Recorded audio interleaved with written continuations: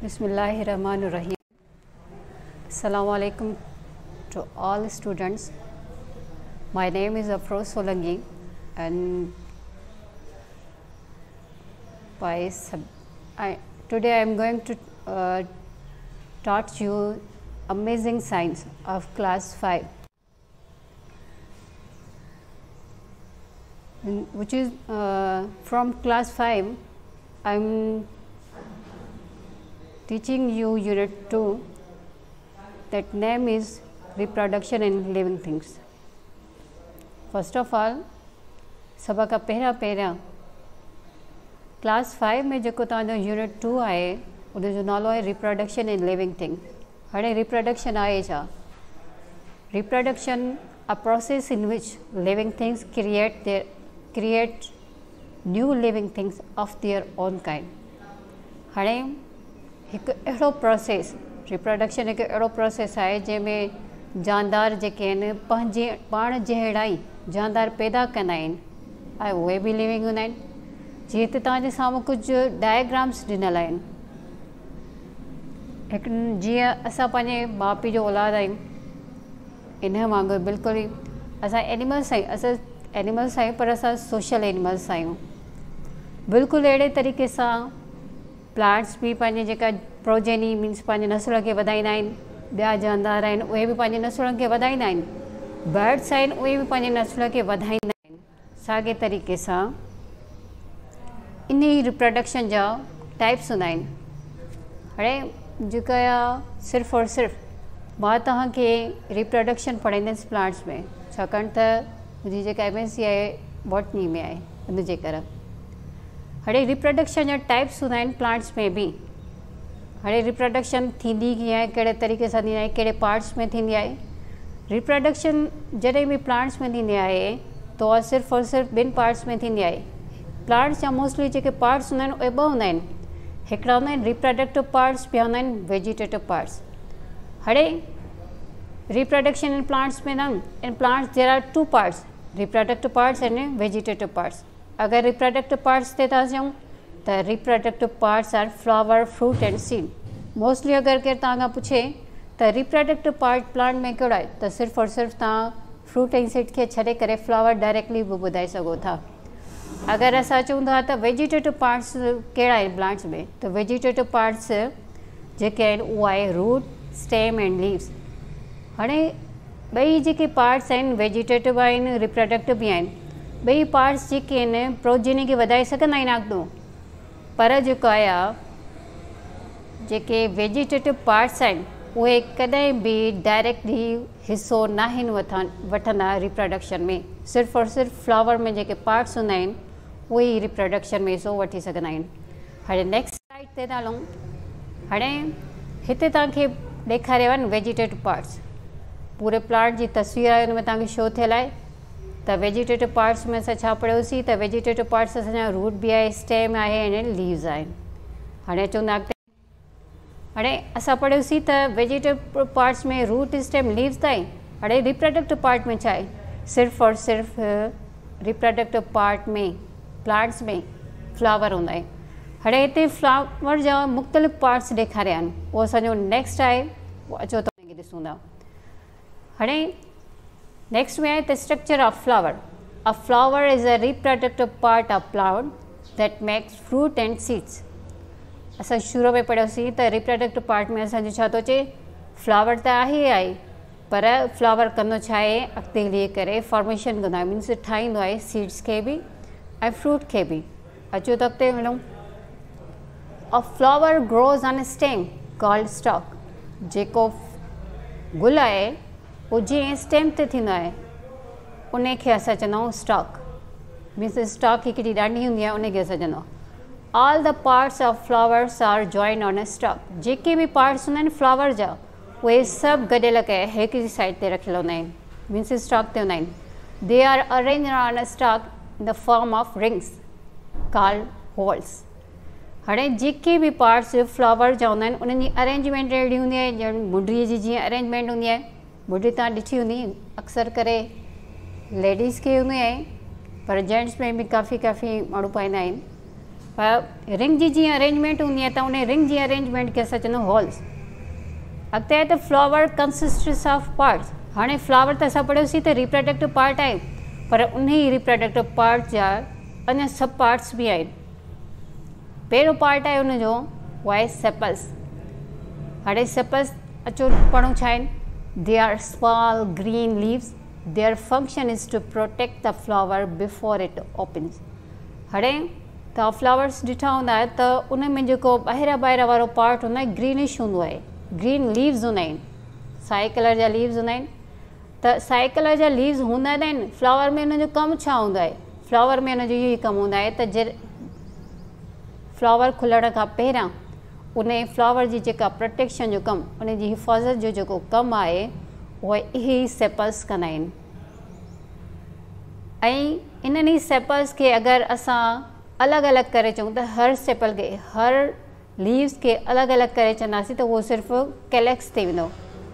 जेको सेपल्स आहे उहो कलेक्टिवली टर्म हूंदो आहे कैलेक्स जे लाइ।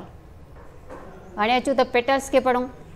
पेटल्स जेके आहिनि they R brightly coloured leaves. इहे जेके बिल्कुलु ई कलर्ड हूंदा आहिनि लीव्स, उन्हनि खे चवंदा आहिनि petals. Many flowers have scent. हाणे स्केंट तव्हांजे लाइ लफ़्ज़ बिल्कुलु ई डिफरेंट आहे।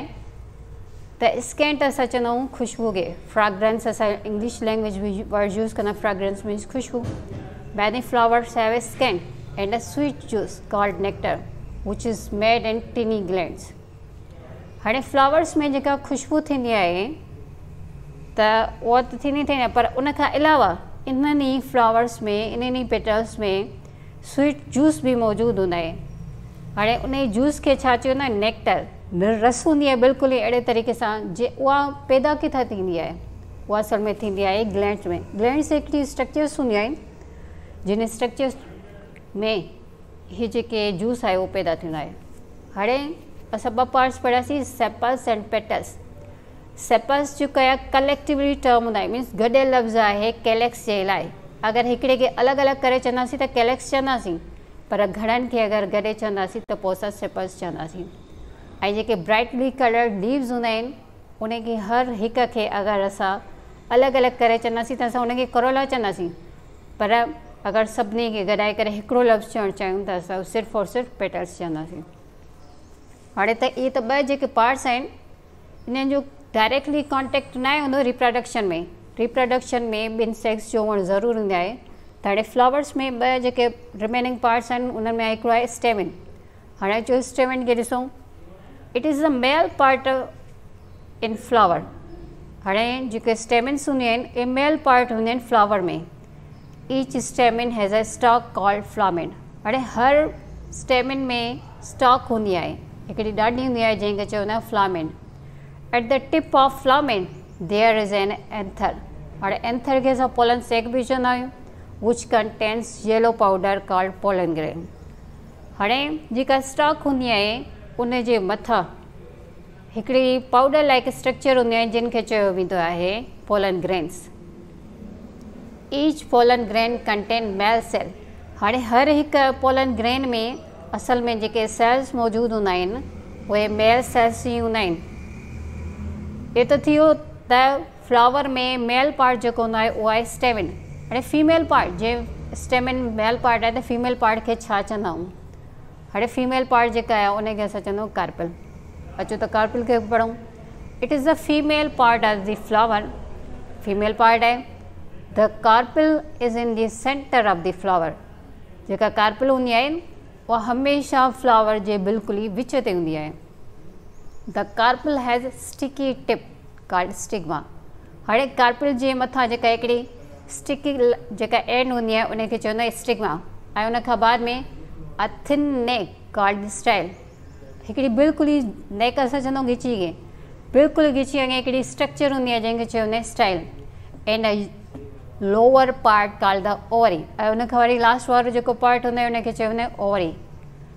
हाणे the ovary contains ovule which contain the male cells, female cells. जीअं असां पढ़ियोसीं त स्टेमिन में जेके पोलन ग्रेन्स मौजूदु हुया उन्हनि जे अंदरि मौजूदु हूंदा आहिनि मेल सेल्स। साॻे तरीक़े सां जेका कार्पेल आहे कार्पल जे अंदरि ओव्यूस मौजूदु आहिनि, ओव्यूस त मौजूदु हूंदा आहिनि, उन ॾींहुं ओव्यूस जे अंदरि मौजूदु हूंदा आहिनि असल में असांजा फीमेल सेल। हाणे चारई पार्ट्स त असां पढ़ियासीं, ते अचूं था त हिन पूरे फ्लावर जी जेका स्ट्रक्चर आहे उहा था ॾिसूं। असां फ्लावर जा 4 पार्ट्स पढ़ियासीं, सेपल्स, पेटल्स, स्टेमिन, कार्पल। हाणे सभ खां पहिरियां ॿाहिरां वारो जेको पार्ट छुटल आहे सेपल। सेपल जो जेको कलर आहे उहो ग्रीन आहे ऐं उन खां अलावा सेपल्स खां बाद में हूंदा आहे स्टॉक जेका असां ॿुधाईसीं, जीअं पूरी स्टॉक ते फ्लावर जा पार्ट्स मौजूदु हूंदा आहिनि, उहा स्टॉक बि मौजूदु आहे। हर रिसेप्टिकल हिकिड़ी जेका स्ट्रक्चर आहे हिते ॿुधाई वई त स्वेलिंग टिप हूंदी आहे। उन खां बाद में ते स्ट्रक्चर शो थियल आहे पेटल जी, जेके कलर्ड हूंदा आहिनि, ब्राइटली कलर हूंदा आहिनि। अगरि असां एग्ज़ाम्पल वठूं था रेड ॻाढ़े गुलाब जे गुल जो, त हुन जा जेको ॿाहिरां वारो कलर हूंदा आहे उहो ग्रीन त हूंदा आहे, पर गुलाब जे गुल में बि मतिलबु मुख़्तलिफ़ क़िस्म आहिनि, को रेड आहे, को पिंक आहे, को येलो आहे, उन में बि कलर मुख़्तलिफ़ आहिनि। साॻे तरीक़े सां अगरि असां रेड रोज़ खे था वठूं त ॿाहिरां वारो जेको पार्ट आहे उहो सेपल्स, उन्हनि जो कलर ग्रीन आहे ऐं पेटल्स जो जेको कलर हूंदो आहे उहो मोस्टली रेड हूंदो आहे। ये त 2 पार्ट्स थी विया, सेपल्स एंड पेटल्स। हाणे चऊं था स्टेमिन ते। असां स्टेमिन में पढ़ियोसीं त स्टेमिन जा बि 2 पार्ट्स आहिनि, हिकिड़ी फ्लामेंट जेका स्टॉक लाइक स्ट्रक्चर आहे उहो तव्हांजे साम्हूं शो थियल आहे, ऐं उन ई फ्लामेंट जे मथां हिकिड़ी टिप ते स्ट्रक्चर मौजूदु हूंदी आहे जंहिंखे चइबो आहे पाउडर लाइक स्ट्रक्चर। हिते ॾिसो पाउडर वांगुरु स्ट्रक्चर शो त थियल आहे, पर असल में हुन में अंदरि मौजूदु हूंदा आहिनि पोलन ग्रेन्स, जंहिंजे अंदरि अञा मौजूदु हूंदा आहिनि, या खणी चऊं त इहे ई असल में मेल सेल्स हूंदा आहिनि। हाणे अचूं त कार्पल खे ॾिसो। कार्पल जा असां 3 पार्ट्स पढ़ियासीं, सेपल्स, पेटल्स जेके आहिनि ॿिया 2 मुख़्तलिफ़ पार्ट्स आहिनि, पर स्टेमिन यादि रखो त फ्लावर में मेल पार्ट आहे ऐं कार्पल जेका आहे फीमेल पार्ट आहे। स्टेमिन जा 2 पार्ट्स त पढ़ियासीं। हाणे अचो त कार्पल ते था अचूं। कार्पल में असां पढ़ियोसीं त कार्पल में हिकिड़ी स्टिकी एंड हूंदी आहे जंहिंजो असां नालो चयोसीं त उहो स्टिग्मा आहे। मथां वारो शो थियल आहे स्ट्रक्चर में। उन खां बाद में नेक लाइक स्ट्रक्चर, उहा आहे स्टाइल। ऐं लास्ट में जेको पार्ट असां पढ़ियोसीं त हुन जे एंड में जेका आहे मौजूदु हूंदी आहे ओवरी, ऐं इन ओवरी जे अंदरि मौजूदु हूंदा आहिनि असांजा असल में फ्लावर जा जेके ओव्यूस इन ओवरी जे अंदरि ई मौजूदु हूंदा आहिनि। हाणे फ्लावर त पढ़ियोसीं, पोलन ग्रेन बि पढ़ियासीं, जेके प्लांट्स आहिनि पंहिंजनि कीअं जेके अॻिते पंहिंजी कीअं नस्ल वधाईंदा। हाणे इन जे लाइ ज़रूरी हूंदी आहे पॉलिनेशन। अचो त पॉलिनेशन पढ़ूं। पॉलिनेशन असल में आहे छा? Transfer of pollen grains from one flower to another flower is called pollination. जॾहिं बि पोलन ग्रेन्स ट्रांसफर थींदा आहिनि हिकिड़े फ्लावर खां ॿिए फ्लावर ते बि थी सघंदा ऐं साॻे फ्लावर ते बि थी सघनि था। ज़रूरु न आहे त हिकिड़े ई फ्लावर ते थिए, इहे ई पोलन ग्रेन्स कंहिं ॿिए फ्लावर ते बि वञी सघनि था। Brightly coloured leaves attract insects such as bees and butterflies, wind, water animals।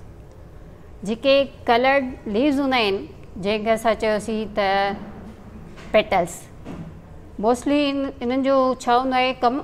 इहो हूंदो आहे असल में अट्रैक्शन कराईंदा आहिनि। अट्रैक्शन सिर्फ़ु इंसेक्ट्स खे या एनिमल्स, सिर्फ़ु विंड वाटर खे ईअं न आहे हूंदो, एनिमल्स खे बि थींदी। असां बि ॾिसंदा आहियूं त जॾहिं असांखे को फ्लावर सुठो लॻंदो आहे, असां जल्द में छा कंदा आहियूं त इन खां पहिरियां जो ॿियो केरु खणी वञे उन खां पहिरियां असां त हलूं खणी न वठूं।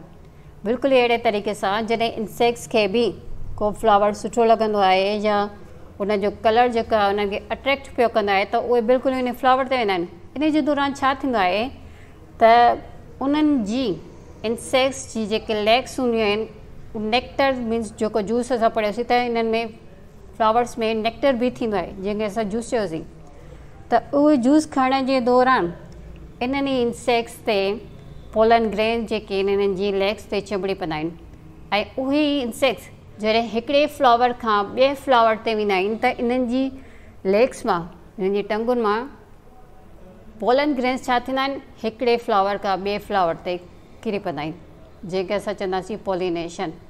हाणे पॉलिनेशन में अहम जेको किरदारु हूंदो आहे इंसेक्ट्स जो बि हूंदो आहे, इंसेक्ट्स में सब बीज़ आहे, बटरफ्लाइज़ कुछ भी आहिनि, बर्ड्स आहिनि, उहे चई सघूं था। विंड जो बि काफ़ी हूंदो आहे पॉलिनेशन में अहम किरदारु, वाटर जे करे बि थींदो आहे ऐं एनिमल्स जे करे बि थींदो आहे। तव्हांजे साम्हूं स्ट्रक्चर बि शो थियल आहे त इन खे असां चवंदा आहिनि सेक्स पॉलिनेशन। का मख आहे के फ्लावर ते वेठी आहे ऐं हुतां छा थी करे नेक्टर पई खणे। अचो त नेक्स्ट ते हलूं। हाणे पॉलिनेशन त थी, पोलन ग्रेन ट्रांसफर थियो, अॻिते छा थींदो? अॻिते थींदी आहे फर्टिलाइज़ेशन। वेन पोलन, अचो फर्टिलाइज़ेशन ॾिसूं छा आहे। When pollen grain land on the stigma. हाणे स्टिग्मा असां पढ़ीसीं त फीमेल पार्ट जेका कार्पल आहे उनजो स्टिकी एंड हूंदी आहे जंहिंखे असां चवंदा स्टिग्मा। जॾहिं बि पोलन ग्रेन ट्रांसफर थी करे अचे पहुचंदा आहिनि स्टिग्मा वटि, उन खां पोइ छा थींदो? A thin tube grows from it. Pollen grain में छा थींदो आहे त हिकिड़ो बिल्कुलु ई ट्यूब लाइक स्ट्रक्चर जेका आहे निकिरंदी आहे ऐं उनखे असां चवंदासीं पोलन ट्यूब। पोलन ग्रेन जॾहिं ट्रांसफर थी करे अचे पहुतो स्टिग्मा वटि ऐं उन स्टिग्मा वटि जॾहिं पहुतो त उन पंहिंजो छा कयो, पाण मां हिकिड़ो ट्यूब जेका अराइज़ कयईं। The pollen tube grows through the style into the ovule in the ovary. असां पढ़ियोसीं त फीमेल पार्ट जेके स्टिग्मा आहे उन खां पोइ बाद में हूंदी आहे स्टाइल ऐं ओवरी। ओवरी जे अंदरि असां पढ़ियोसीं त ओव्यूल्स मौजूदु हूंदा आहिनि। जॾहिं बि पोलन ग्रेन ट्रांसफर थी करे अचे स्टिग्मा वटि पहुचंदा आहिनि, स्टिग्मा वटि जीअं पहुचंदा त पोलन ग्रेन्स छा कंदा आहिनि, पंहिंजो पाण मां ट्यूब खे फॉर्म कंदा आहिनि ऐं उहो ई ट्यूब ट्रांसफर थी करे अचे स्टाइल में ईंदो आहे ऐं स्टाइल खां बाद में ओव्यूल ट्रांसफर थी करे अचे ओवरी में पहुचंदो आहे। ओवरी बिल्कुलु ई सेंटर ते हूंदा आहिनि। हाणे खां पोइ बाद में ॾिसो छा थो थिए। It carries the male cell which join the female cells of the ovule. हाणे पोलन ग्रेन जीअं ट्रांसफर थी करे अचे स्टिग्मा वटि पहुतो, स्टिग्मा खां बाद में हुन छा कयो, हिकिड़ो ट्यूब फॉर्म कयईं। उहो ई ट्यूब डायरेक्टली वञी इंसर्ट थींदो आहे, पहिरियां वेंदो आहे स्टाइल में, स्टाइल खां बाद में जेका आहे वेंदो आहे ओव्यूल ओवरी में, ओवरी खां बाद में उहो डायरेक्टली इंटर थींदो आहे फीमेल जेका आहे पार्ट जे अंदरि जेका आहे ओव्यूल, जंहिंखे असां फीमेल सेल्स बि चवंदा आहियूं। अचो त हीअ त सिर्फ़ु तव्हांजे लाइ आहे, थ्योरी आहे, थोरी मुख़्तलिफ़ थी लॻे, ॾिसो स्ट्रक्चर में था सम्झो। हाणे स्ट्रक्चर में असां ॾिसूं था त मथां मथां पोलन ग्रेन आहे उहो बिल्कुलु ई अचे पहुतो आहे। जीअं जो पहुतो आहे त हिन छा कयो आहे, पोलन ग्रेन जीअं ट्रांसफर थी करे अचे स्टिग्मा वटि पहुतो, स्टिग्मा वटि हूंदी आहे स्टिकी एंड्स, मीन्स हुन वटि स्टिकी सबस्टेंस हूंदा आहिनि जेके छा कंदा आहिनि इन ई पोलन ग्रेन्स खे ट्रांसफर कंदा आहिनि फीमेल जे अंदरि। हाणे फीमेल पार्ट जेको फर्स्ट आहे उहो आहे स्टिग्मा। स्टिग्मा वटि जीअं ई पहुचंदो पोलन ग्रेन त बाद में छा कंदो, पंहिंजो पाण में हिकिड़ो ट्यूब ठाहींदो। उहो ई ट्यूब इंसर्ट थी करे अचे स्टाइल में पहुचंदो, स्टाइल मां थी करे अचे पहुचंदो ओवरी जे, पूरी ओवरी जी स्ट्रक्चर शो थियल आहे त ओवरी जे अंदरि मौजूदु हूंदा आहिनि ओव्यूल्स।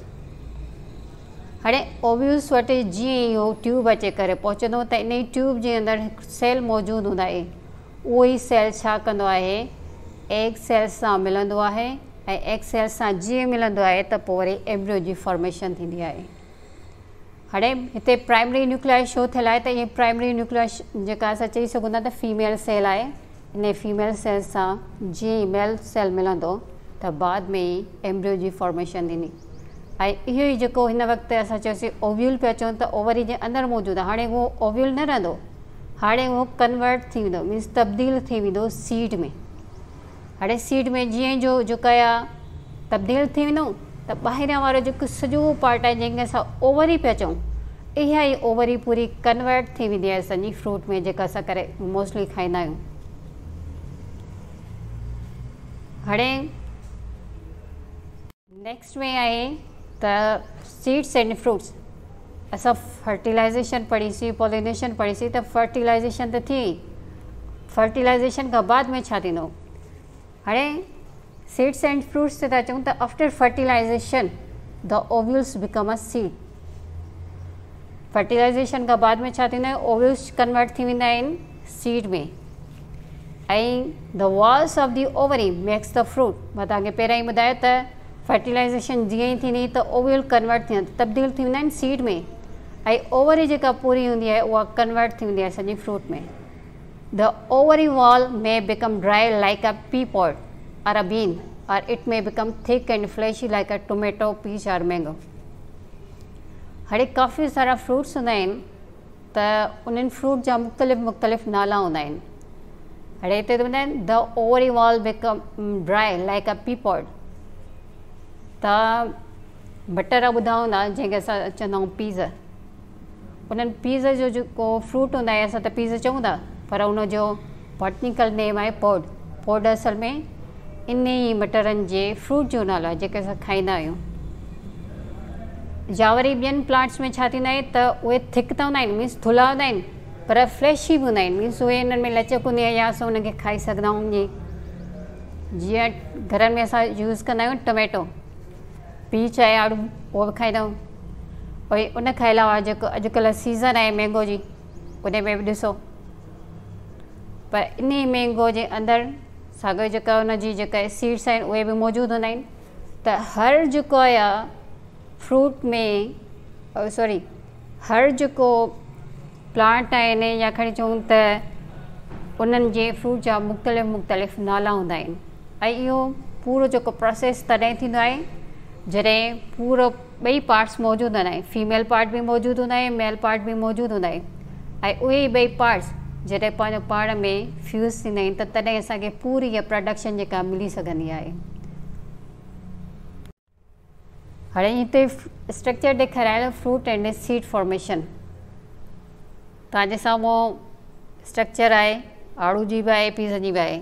विच जेका स्ट्रक्चर ॾेखारियल आहे उनखे असां यूज़ कंदा आहियूं। ऐं आड़ू जेका ॿाहिरीं जेका स्ट्रक्चर आहे जंहिंखे असां वॉल्स चवंदा आहियूं, त असांजे उहे कम जूं न आहिनि हूंदियूं, पर उनखे जेके हर्बिशियस एनिमल्स हूंदा आहिनि जीअं कौ आहे, गोट आहे, इहे सभु इन्हनि खे खाईंदा आहिनि, पर असां उन्हनि खे त न ई खाईंदा, पर असां उन्हनि जो सिर्फ़ु और सिर्फ़ु फ्रूट खाईंदा आहियूं। हाणे इन दौरान का बि ॻाल्हि सम्झ में न आई हुजे त तव्हां पुछी सघो था। फ़ी अमान अल्लाह।